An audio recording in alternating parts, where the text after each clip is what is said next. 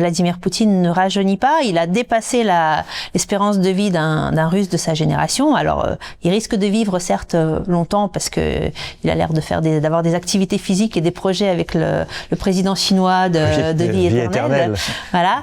Mais autour de lui aussi, le premier cercle, en fait, la tête du pays a à peu près le même âge. On est sur cette moyenne d'âge des personnes qui sont des septuagénaires et qui vont en fait, assez rapidement sortir du jeu les uns après les autres.